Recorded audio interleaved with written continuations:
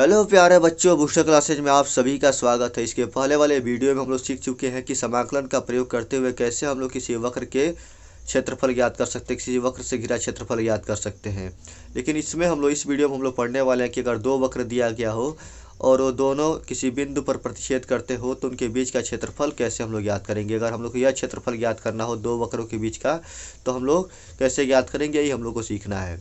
तो सबसे पहले क्या करते हैं कि जो भी वक्र दिया गया हो, जैसे यहाँ पर मान लो दे दिया गया है y1 = f ऑफ x और y2 बराबर दे दिया गया है g ऑफ x, और इनसे घिरे क्षेत्र का क्षेत्रफल ज्ञात करना है। तो सबसे पहले तो दोनों को हल करके हम लोग प्रतिच्छेद बिंदु ज्ञात करते हैं, और जो पहला प्रतिच्छेद बिंदु मिलता है उसका जो भुज होगा वह लोअर लिमिट का काम करेगा, और जो दूसरा प्रतिच्छेद बिंदु मिलेगा उसमें जो अपर वहाँ पर जो भुज होगा वहाँ पर ये क्या हो जाएगा, यह अपर लिमिट का काम करेगा। यानी हम लोग को इंटीग्रेशन कहाँ से कहाँ तक करना होगा, इंटीग्रेशन करना है ए से लेकर बी तक। और इसमें हम लोग क्या करते हैं, अगर इसका क्षेत्रफल ज्ञात करना है इस वक्र का, तो जो भी वक्र ऊपर होगा, यानी अगर हमको क्षेत्रफल ज्ञात करना तो क्या करेंगे, integration from A to B, और जो वक्र ऊपर होगा उसके इंटीग्रेशन में से हम लोग घटा देते हैं। जैसे यहाँ पर मान लो कि वक्र y2 ऊपर है, ये वाला वक्र ऊपर है और ये वाला वक्र नीचे है, इसमें से ये वाला ऊपर है और ये वाला नीचे है। तो क्या करेंगे, y2 का a से b तक इंटीग्रेशन कर देंगे और उसमें से घटा देते हैं y1 के इंटीग्रेशन को, यानी y1 × dx, और लिमिट कहाँ से कहाँ तक है, इसका भी लिमिट रहेगा a से लेकर b तक ही। तो इस तरह से हम लोग क्षेत्रफल ज्ञात कर सकते हैं। कभी कभी इन दोनों इंटीग्रेशन को, दोनों इंटीग्रल को जोड़ना भी पड़ता है। चलिए समझते हैं क्वेश्चन के माध्यम से। तो 8.2 इसमें हम लोग सॉल्व करने वाले हैं। इसमें पहला क्वेश्चन दिया गया है x² = 4y, और वृत्त क्या दिया गया है, 4x² + 4y² = 9 के मध्यवर्ती क्षेत्र का क्षेत्रफल ज्ञात कीजिए। तो सबसे पहले तो हम लोग वक्र खींचेंगे। वक्र कैसे खींचेंगे, यहाँ से हम लोग ले लेते हैं x अक्ष, ये हो गया x अक्ष, और दूसरा हो गया यह y अक्ष। पहला दिया गया परवलय, परवलय का जो अक्ष होगा वह y अक्ष ही होगा। तो परवलय हम लोग कैसे खींचेंगे, परवलय को ऐसे खींच सकते हैं,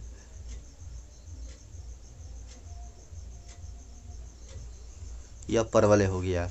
दूसरा दिया गया है वृत्त, वृत्त को कैसे खींचेंगे, वृत्त को खींचने के लिए हम लोग क्या करेंगे, यहाँ से वृत्त ले लेते हैं,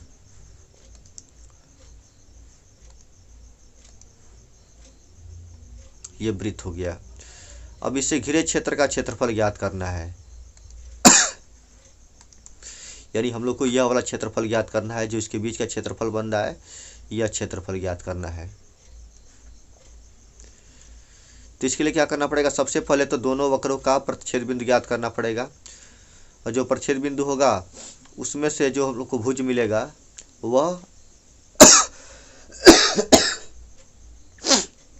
वह लिमिट का काम करेगा।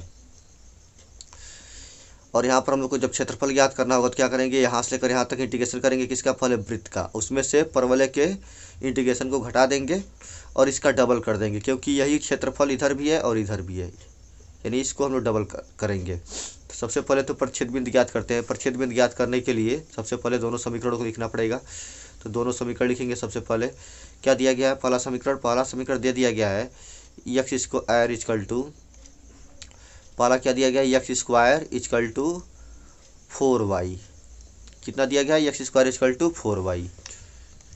उसके बाद से जो वृत्त दिया गया है वह दिया गया 4x² + 4y² = 9, क्या है, 4x² + 4y² = 9। ये हो गया समीकरण नंबर 1, और ये हो गया समीकरण नंबर 2।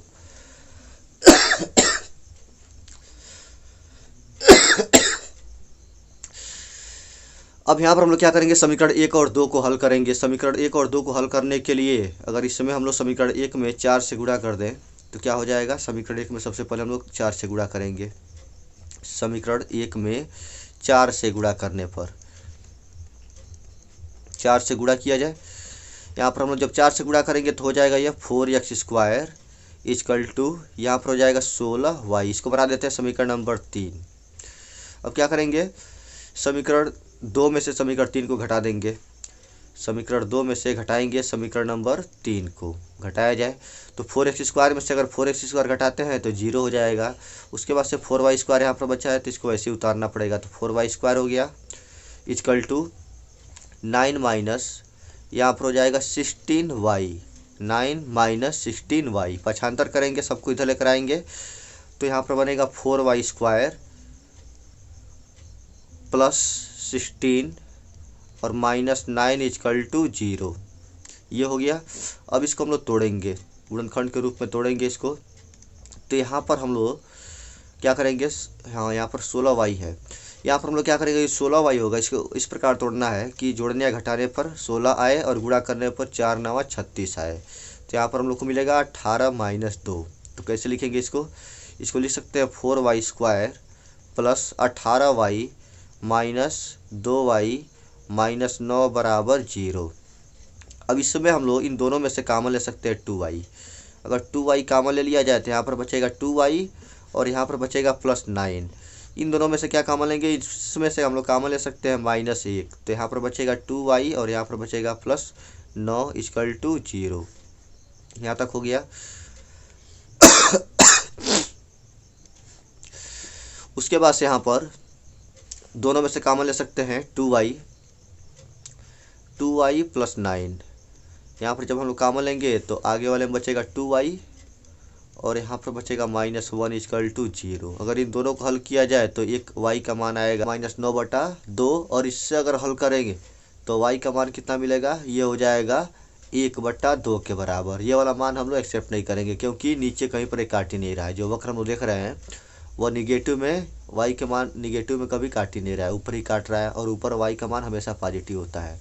तो इसलिए हम लोग क्या करेंगे, ये वाला जो मान होगा इसको हम लोग एक्सेप्ट नहीं करेंगे। तो y का मान क्या लिया जाएगा, 1/2 रखेंगे समीकरण नंबर 1 में। अगर इसको रख दें हम लोग समीकरण नंबर 1 में, समीकरण 1 में अगर इसको रख दिया जाए तो क्या होगा, यहाँ पर हम लिख सकते हैं तब x स्क्वायर इक्वल टू दिया गया था 4y, समीकरण 1 में क्या दिया गया, x square equal to 4y था। और तब हम लोग लिखेंगे 4 इंटू y का मान हो जाएगा 1/2। हल करेंगे तो यहाँ पर बचेगा सिर्फ 2। अब x का मान याद करना है तो x का मान मिलेगा square root of plus minus square root of 2। कितना हो जाएगा यह, plus minus square root of 2। यानी जो वक्र होगा वह x के दो जगहों पर यानी x के दो वैल्यू पर काटेगा। मतलब दोनों वक्र x के दो वैल्यू पर काटेंगे। एक तो पहला हो जाएगा माइनस स्क्वायर रूट ऑफ 2 पर काटेगा और एक दूसरा होगा स्क्वायर रूट ऑफ 2, इन दोनों बिंदुओं पर काटेगा। तो इसका क्षेत्रफल ज्ञात करने के लिए हम लोग क्या करेंगे, यहाँ से यहाँ तक इंटीग्रेशन करेंगे, यहाँ से लेकर यहाँ तक का क्षेत्रफल पहले ज्ञात करेंगे। यानी 0 से लेकर कहाँ तक ज्ञात किया जाएगा, स्क्वायर रूट ऑफ 2 तक ज्ञात करेंगे और इसी को डबल कर देंगे तो इधर वाला भी क्षेत्रफल ज्ञात हो जाएगा। तो चलिए हम लोग ज्ञात करते हैं इसका क्षेत्रफल। तो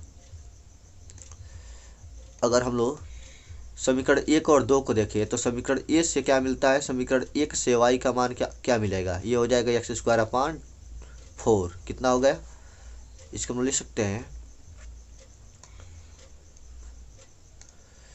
समीकरण 1 से जो y का मान होगा वो हो जाएगा x²/4 के बराबर। अब फिर हम लोग देखेंगे समीकरण नंबर 2 से, समीकरण 2 से भी हम लोग y का मान ज्ञात करेंगे। तो हम लोग देखें अभी कि यह हुआ था 4x² plus 4y² equal to 9, इतना समीकरण दिया गया था। अगर दोनों पक्षों में हम लोग 4 से भाग दे देते हैं तब क्या बचेगा, ये हो जाएगा x² प्लस y² और इक्वल टू 9/4। या अगर हम लोग x² किधर भेज देते हैं तब y² का मान हो जाएगा 9/4 माइनस x²। या यहाँ से अगर हम लोग y का मान ज्ञात करें तो हो जाएगा यह square root of 9/4 minus x² के बराबर होगा। तो समीकरण 1 से y का मान यह मिला है और समीकरण 2 से y का मान यह मिला है। तो इसको हम लोग y1 मान लेंगे और इसको मान लेंगे y2। जो वक्र ऊपर होगा उसको हम लोग पहले इंटीग्रेशन करेंगे और जो वक्र नीचे होगा उसका इंटीग्रेशन बाद में करेंगे और इसका अंतर ज्ञात कर देंगे। तो जो वक्र ऊपर है, वक्र कौन सा ऊपर है, वृत्त का वक्र ऊपर है, तो पहले वृत्त का लिखेंगे। तो ऐसे लिखा जाएगा, ए का मान ज्ञात करने के लिए ए बराबर हो जाएगा 2 इंटू, चूँकि हम लोग बस 0 से लेकर स्क्वायर रूट ऑफ 2 तक जाने वाले हैं इसलिए पहले 2 से हम लोग गुणा कर देंगे। और यहाँ पर हो जाएगा फिर integration from 0 to square root of 2, इसको हम लोग घेर देते हैं बड़े कोष्ठक में। लिमिट कहाँ से कहाँ तक है, 0 से लेकर स्क्वायर रूट ऑफ 2 तक है। और यहाँ पर हम लिखेंगे वृत्त का समीकरण। वृत्त से जो y का मान मिला है उसको लिखेंगे। वृत्त से क्या मिला था हम लोग को, y2 मिला है, यहाँ पर लिख देंगे y2 और इंटू dx, फिर माइनस यहाँ पर हो जाएगा, फिर यहाँ पर भी integration from 0 to square root of 2 ही होगा, और यहाँ पर लिखेंगे y1 इंटू dx। अब दोनों मान को रखा जाए, y1 और y2 के मान को, तब ये का मान कितना मिलेगा, ये का मान हो जाएगा 2 into integration from 0 to square root of 2, और यहाँ पर जो y2 का मान मिला है 9/4, इसको हम लिख सकते हैं स्क्वायर रूट ऑफ 3/2 का whole square minus x square और इंटू ये हो गया dx, फिर माइनस y1 का मान क्या लिखेंगे, यहाँ पर हो जाएगा integration from 0 to square root of 2, और y1 का मान है x²/4। क्या दिया गया है, क्या मिला था हम लोग को, x²/4 यहाँ पर मिला था y1 का मान, तो यहाँ पर लिख देंगे x²/4 इंटू dx। इंटीग्रेशन किया जाए तो जब इसका इंटीग्रेशन करेंगे तो यहाँ पर हम लोग को क्या मिलेगा, यहाँ पर हो जाएगा 2 इंटू यहाँ पर होता है, यह फार्मूला बन रहा है square root of a² minus x square का, तो उसमें फार्मूले में रहता है x/2, यानी x यहाँ पर लिखेंगे 2, फिर भीतर वही a² माइनस x स्क्वायर यानी 3/2 का होल स्क्वायर, यानी 3/2 का जब होल स्क्वायर करेंगे तो हो जाएगा 9/4 माइनस x स्क्वायर, फिर बीच में रहेगा प्लस, फिर यहाँ पर होता है a²/2, a का मान कितना है, a का मान है 3/2, तो जब इसका स्क्वायर करेंगे तो हो जाएगा 9/4, और बट्टा यहाँ पर हो गया 2, फिर यहाँ पर लिख सकते हैं साइन इनवर्स x/a, x का मान कितना है, x ही रहेगा, और a का मान है 3/2।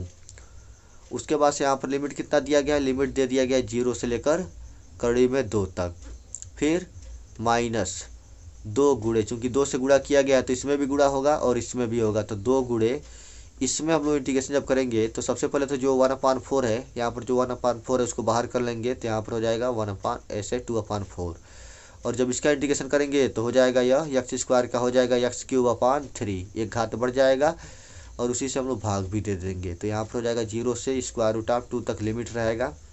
फिर अब 2 से अगर इन सभी पदों में गुणा कर दें तो क्या होगा, तब ये हो जाएगा a = 2 से गुणा करेंगे, यहाँ पर बचेगा x, और यहाँ पर हो जाएगा अंदर 9/4 माइनस x स्क्वायर, फिर प्लस यहाँ पर भी अगर हम लोग 2 से गुणा करते हैं तो 2 से 2 कट जाएगा और बचेगा 9/4 इंटू साइन इनवर्स x/3/2 था, तो यहाँ पर हम लोग लिख सकते हैं 2x/3, क्या हो जाएगा, यह 2x/3 हो जाएगा।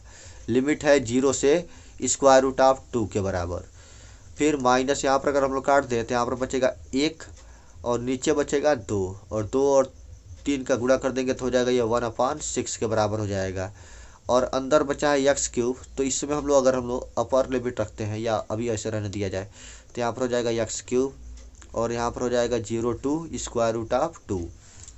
अब यहाँ पर हम लोग क्या करेंगे, इसमें अपर लिमिट रखेंगे और फिर माइनस लोअर लिमिट रखेंगे, तो जब अपर लिमिट लिखेंगे तो यहाँ पर हो जाएगा ये स्क्वायर रूट ऑफ 2, फिर स्क्वायर रूट ऑफ 9/4 माइनस, जब यहाँ पर हम लोग स्क्वायर रूट ऑफ 2 रखेंगे तो इसका स्क्वायर करना होगा स्क्वायर रूट ऑफ 2 का, तो ये हो जाएगा 2 के बराबर, फिर प्लस 9/4, यहाँ पर लिख देंगे sine inverse 2 square root of 2, x के स्थान पर क्या लिखना है, स्क्वायर रूट ऑफ 2/3, ये हो गया अपर लिमिट।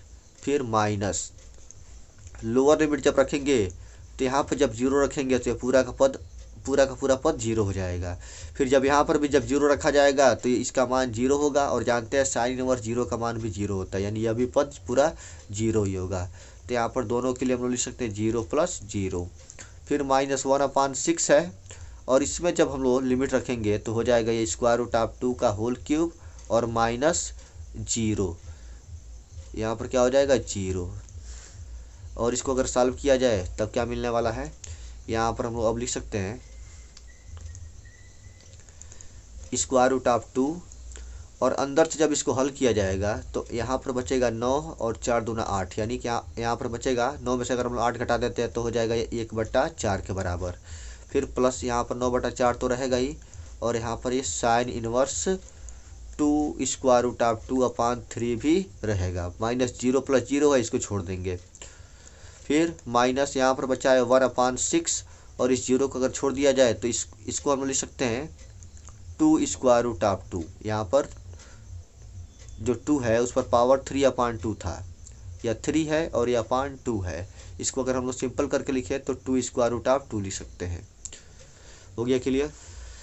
और इसको हल करेंगे।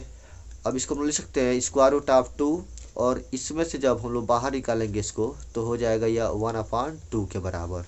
फिर प्लस 9/4 और यहाँ पर हो जाएगा फिर sine inverse 2 square root of 2/3 और माइनस यहाँ से अगर हम लोग काट देते हैं इसको तो यहाँ पर बचेगा 3 बचेगा सिर्फ, और ऊपर बचेगा स्क्वायर रूट ऑफ 2 और अपान ये हो गया 3।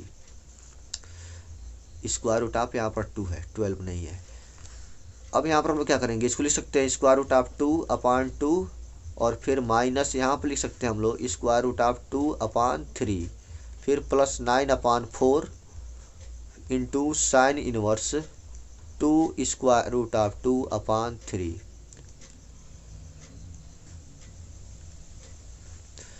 अब यहाँ पर अगर हम लोग इसका गुणा इसमें कर दे तो हो जाएगा ये 3 स्क्वायर रूट ऑफ 2 और इसका गुणा जब इसमें करेंगे तो हो जाएगा ये 2 स्क्वायर रूट ऑफ 2 अपान इन दोनों का मल्टीप्लिकेशन करेंगे तो हो जाएगा ये 6, फिर प्लस 9/4 और sine inverse 2 square root of 2/3। अब अगर हम लोग 3 में से 2 घटा देते हैं तो यहाँ पर क्या बचेगा, 1 बचेगा, यानी गुणांक के रूप में 1 रहेगा और अंदर रहेगा स्क्वायर रूट ऑफ 2/6, फिर plus 9/4 into sine inverse 2 square root of 2/3।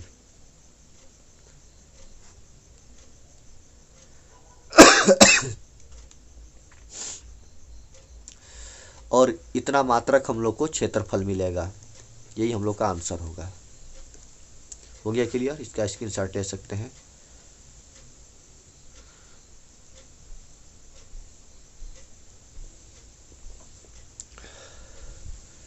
पहले इतना स्क्रीनशॉट ले लो, उसके बाद फिर इतना,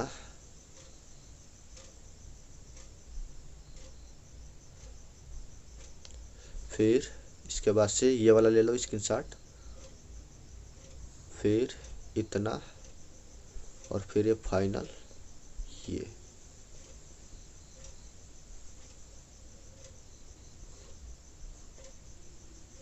हो गया क्लियर।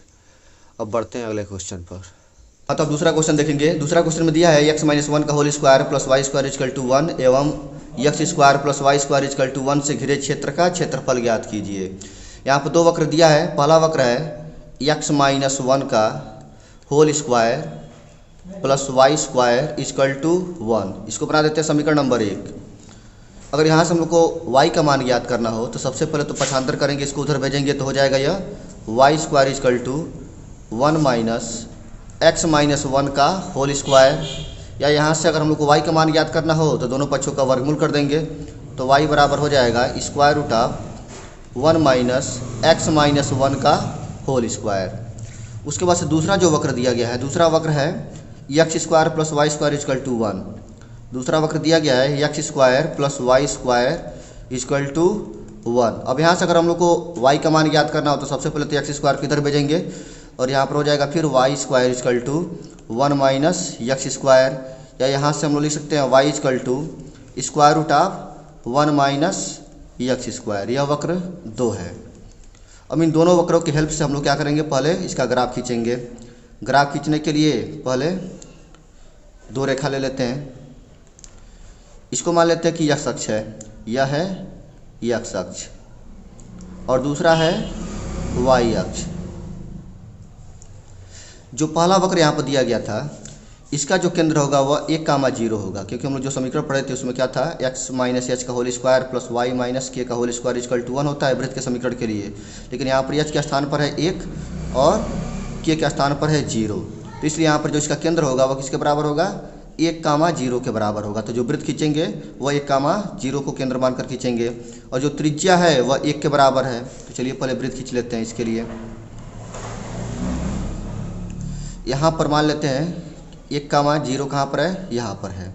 अगर यहाँ से हम लोग वृत्त खींचते हैं और त्रिज्या 1 मानते हैं तो वृत्त कुछ ऐसे होगा और यह y अक्ष को टच करेगा। ये हो गया। उसके बाद से अगर हम लोग दूसरे वक्र को देखते हैं, यहाँ पर हम लोग क्या करेंगे, यहाँ पर हम लोग पहले केंद्र को दर्शा देंगे। केंद्र क्या है? केंद्र है 1,0। 1,0 हो गया। उसके बाद से दूसरा वृत्त भी खींचेंगे।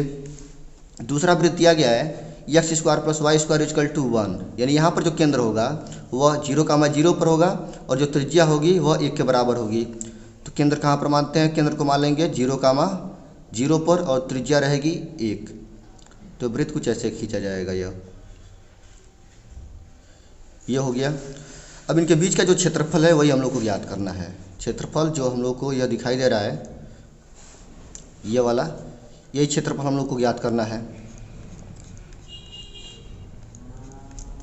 ये वाला क्षेत्रफल। अब इसके लिए हम लोग क्या करना पड़ेगा, हम लोग देख रहे हैं कि यहाँ से लेकर यहाँ तक, यानी जो प्रच्छेद बिंदु है वहाँ तक तो पहला वाला वक्र है और फिर उसके आगे दूसरा वाला वक्र है। तो पहले इसको हम लोग डिवाइड कर देंगे।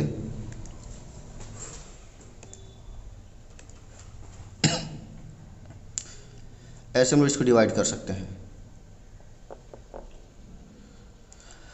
अब यह मान ज्ञात करने के लिए x का यह मान ज्ञात करने के लिए क्या करेंगे, दोनों का प्रच्छेद बिंदु ज्ञात करेंगे और दोनों का प्रच्छेद बिंदु ज्ञात करने के लिए इसको हल करना पड़ेगा, यानी दोनों समीकरणों को हल करना पड़ेगा। हल किया जाए इसको। जैसे यहाँ पर पहला समीकरण दिया गया था x - 1² + y² = 1। दूसरा समीकरण क्या दिया गया है? दूसरा समीकरण है x² + y² = 1 है। यह समीकरण 1 था और यह समीकरण 2 है।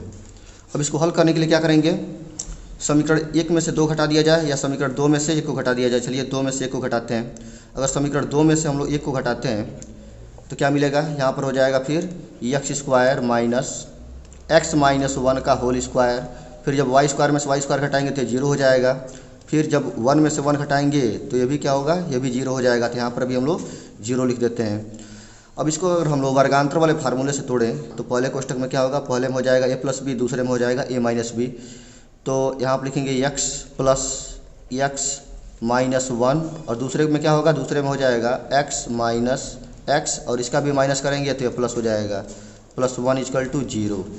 या अगर इन दोनों को जोड़ दिया जाए तो हो जाएगा या 2x - 1 इंटू यहाँ पर x से x कैंसिल हो गया, क्या बचा है, सिर्फ 1 बचा है, = 0 हो गया।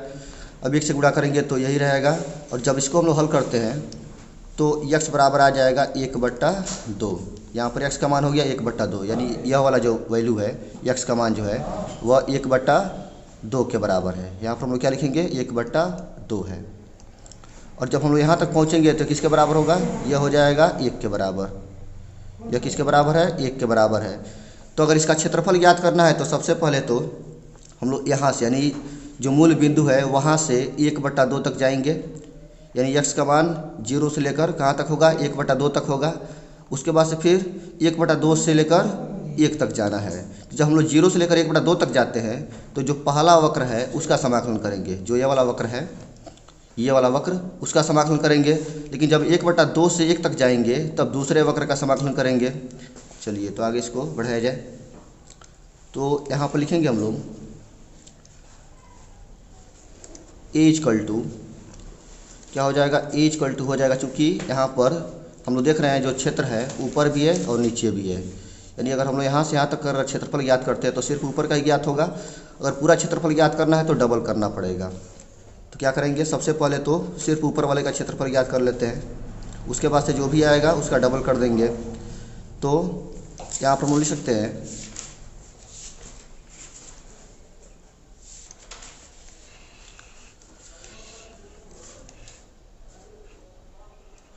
a क्या होगा, यहाँ पर a लिख सकते हैं 2 × क्योंकि डबल करना है क्षेत्रफल को और अंदर लिखना है इंटीग्रेशन फ्रॉम 0 to 1/2।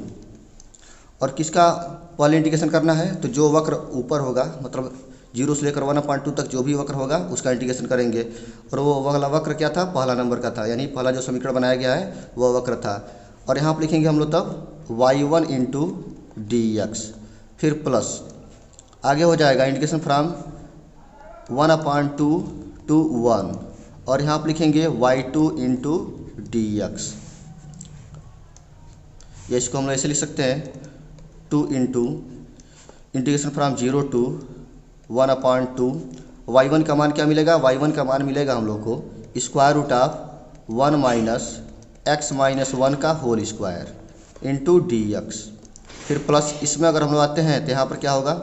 यहाँ पर हो जाएगा इंटीग्रेशन फ्रॉम 1/2 to 1 और y2 का मान होगा square root of 1 minus x square into dx। Integration किया जाए दोनों का, और इसका हम लोग इंटीग्रेशन करते हैं तो क्या मिलेगा? ये हो जाएगा 2 इंटू, इसका अगर इंटीग्रेशन किया जाए तो हो जाएगा x/2 होता है, लेकिन यहाँ पर हम लोग क्या लिखेंगे? x minus 1/2।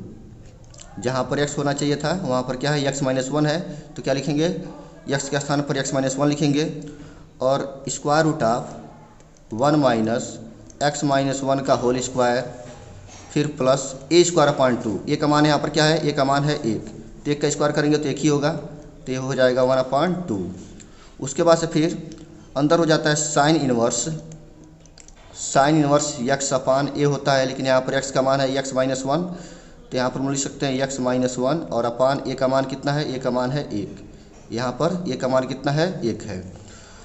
उसके बाद से इसको हम लोग छोटे कोष्ठक से बंद कर देंगे।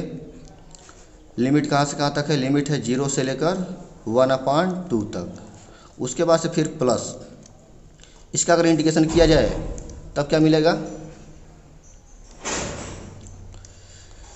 ये हो जाएगा x/2 square root of 1 minus x square, फिर प्लस a स्क्वायर अपॉन 2 होता है, लेकिन यहाँ पर हम लिखेंगे a का स्क्वायर मतलब 1 होगा, 1 का स्क्वायर करेंगे तो 1 ही होगा 1/2 और यहाँ पर हो जाएगा sine inverse x upon a और यहाँ पर x के स्थान पर x ही रहेगा और a के स्थान पर 1 है। उसके बाद से यहाँ पर हम लोग को लिमिट कितना लगाना है? लिमिट लगा देना है यहाँ पर 1/2 से 1 तक। हो गया क्लियर?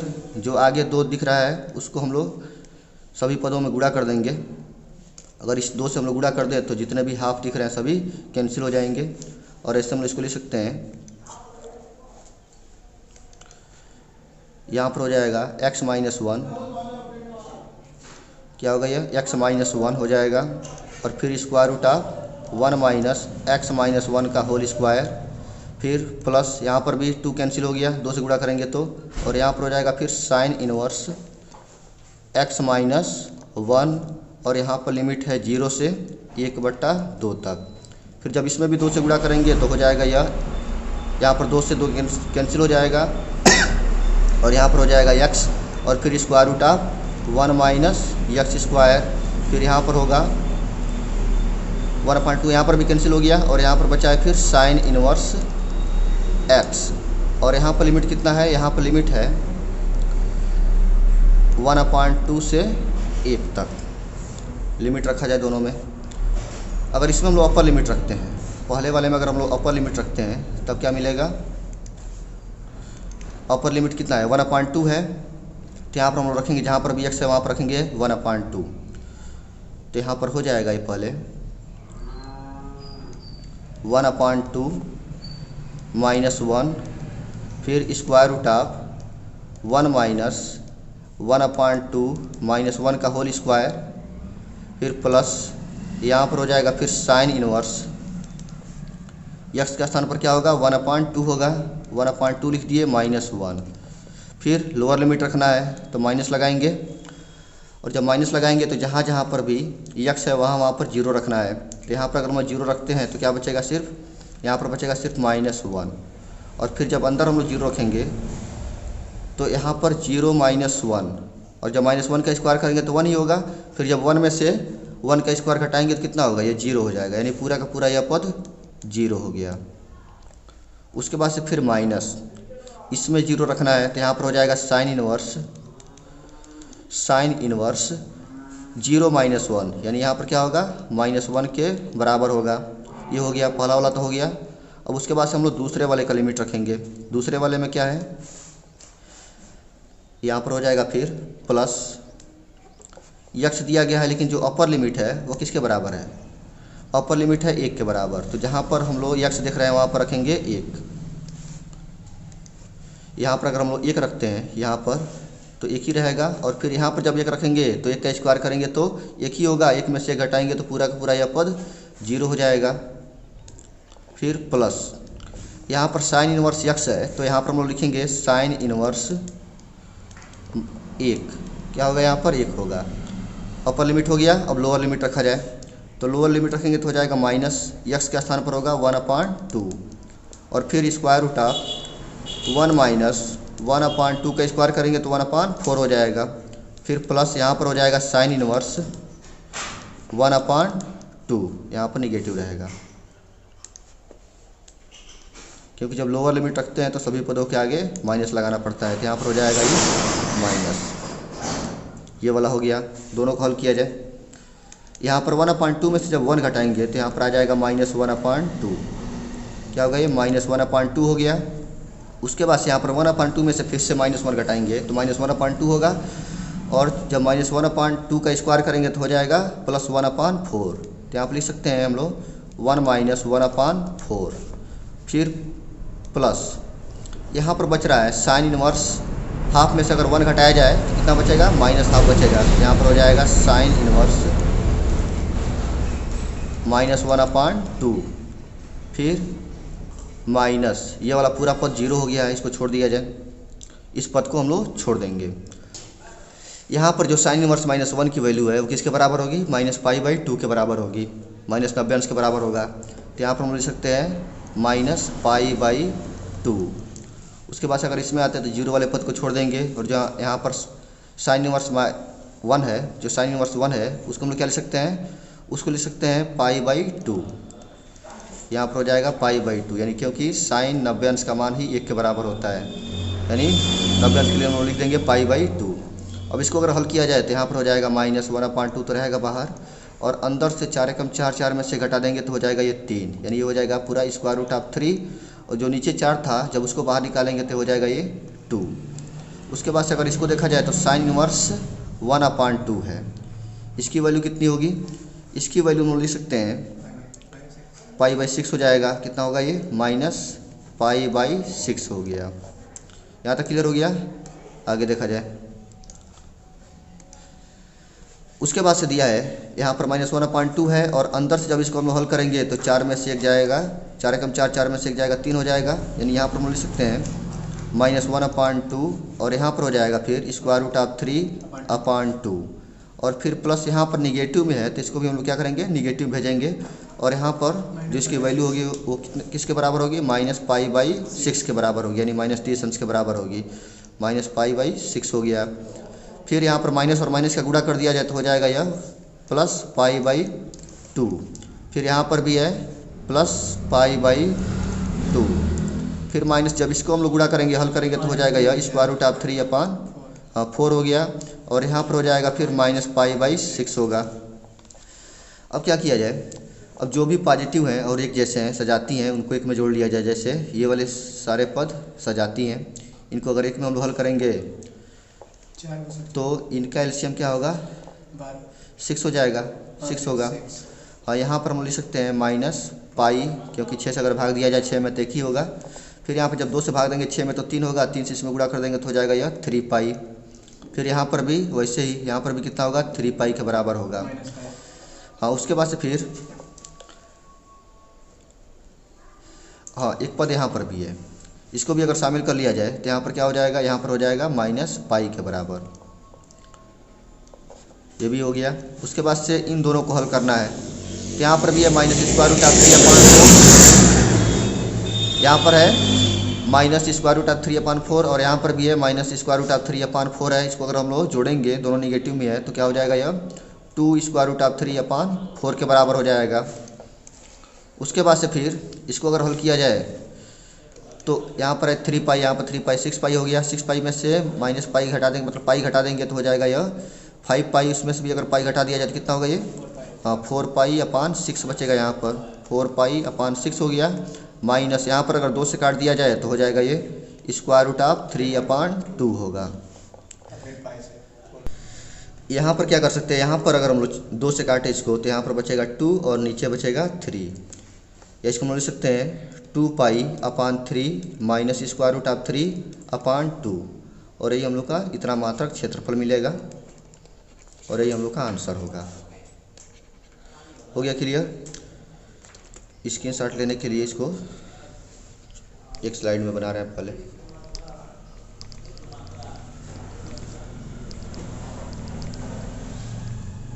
इतना स्क्रीनशॉट ले लो, उसके बाद फिर इतना, फिर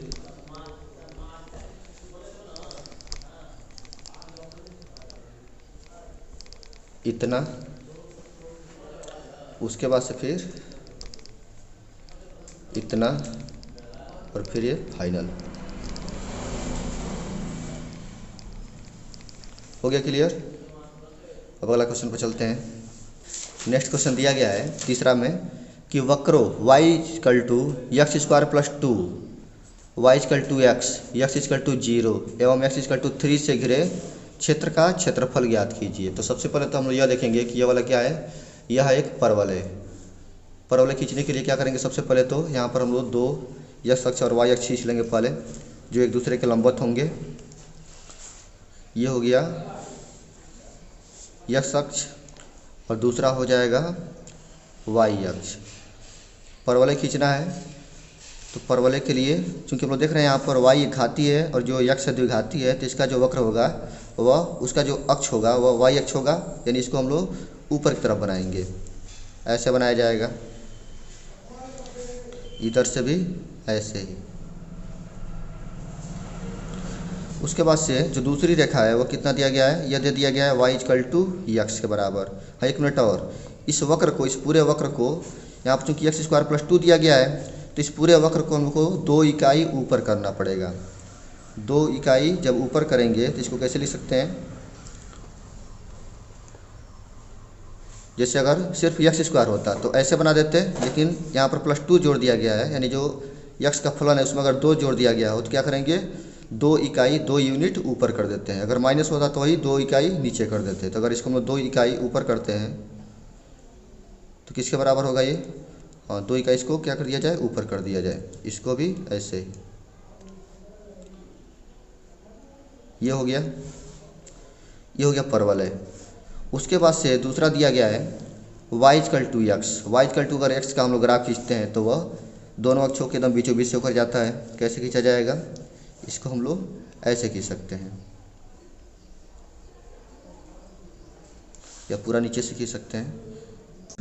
ये हो गया y = x, इसको हम लोग क्या नाम दे देंगे, ये हो जाएगा y = x हो जाएगा। ये वाला जो वक्र है वह किसके बराबर है, यह है y = x² + 2।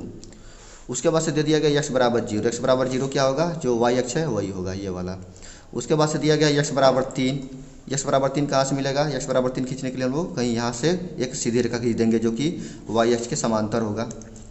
तो यहाँ से भी एक रेखा खींच लेते हैं और ये हो गया x = 3। ये क्या है, यह x = 3 है। अब इसके बीच में जो क्षेत्रफल है वही क्षेत्रफल हम लोग को ज्ञात करना है, ये वाला क्षेत्रफल ज्ञात करना है। तो इसके लिए क्या करेंगे, सबसे पहले जो परवलय होगा उसका इंटीग्रेशन कर देंगे, कहाँ से कहाँ तक, 0 से लेकर 3 तक। उसके बाद से 0 से लेकर 3 तक ही जो ये रेखा है उसका इंटीग्रेशन कर देंगे और ये घटा देंगे। परवलय के इंटीग्रेशन में से जो रेखा का इंटीग्रेशन होगा उसको घटा देंगे तो क्षेत्रफल हम लोग को प्राप्त हो जाएगा। वक्र जो दिया गया है उसको लिख लिया जाए। यहाँ पर 2 वक्र हैं, एक है y = यहाँ पर क्या है, y = x² + 2। ये हो गया समीकरण नंबर 1। उसके बाद से दूसरा है y = x, ये हो गया समीकरण नंबर 2। अब इन्हीं दोनों के बीच का क्षेत्रफल ज्ञात करना है। और तीसरा क्या है, x = 3 है, तो इसको लिखने की कोई ज़रूरत नहीं है, ये हम लोग लिमिट के रूप में यूज करेंगे। तो अगर क्षेत्रफल ज्ञात करना है तो लिखा जाएगा a = इंटीग्रेशन फ्रॉम 0 to 3, ऊपर कौन है, ऊपर है y1, ये वाला परवलय वाला है, तो यहाँ पर लिख देंगे हम लोग y1 × dx। उसके बाद से नीचे वाले क्षेत्रफल को, इस वाले क्षेत्रफल को घटाना है, तो यहाँ पर लिखेंगे इंटीग्रेशन फ्रॉम 0 to 3, और यहाँ पर हो जाएगा y2 × डी एक्स मान रखा जाए दोनों का। यहाँ पर लिखेंगे इंटीग्रेशन फ्रॉम 0 to 3, y1 का मान कितना हो जाएगा, y1 का मान हो जाएगा एक्स स्क्वायर प्लस 2 के बराबर। उसके बाद फिर से इंटू डी एक्स रहेगा, फिर माइनस y2 की वैल्यू कितनी है, यहाँ पर लिखेंगे इंटीग्रेशन फ्रॉम 0 to 3 और y2 की वैल्यू है x, कितना हो जाएगा यह y इक्वल टू एक्स है, तो यहाँ पर सीधे हम लोग x लिख देंगे इंटू डी एक्स। ये हो गया, इंटीग्रेशन किया जाए इसका। यहाँ पर हम लिख सकते हैं अगर एक्स स्क्वायर का इंटीग्रेशन किया जाए तो हो जाएगा यह एक्स क्यूब अपान 3। फिर उसके बाद से अगर 2 का हम इंटीग्रेशन कर देते इसके गुणांक के रूप में 1 है तो 1 का इंटीग्रेशन होता है x, तो यहाँ पर हो जाएगा 2x। लिमिट कितना है, लिमिट है 0 to 3, 0 to 3 हो गया। फिर माइनस जब x का इंटीग्रेशन करेंगे तो ये हो जाएगा एक्स स्क्वायर अपान 2। यहाँ पर लिमिट कितनी है, लिमिट है 0 to 3, लिमिट रख दिया जाए। तो अगर इसमें हम लोग अपर लिमिट रखते हैं तो हो जाएगा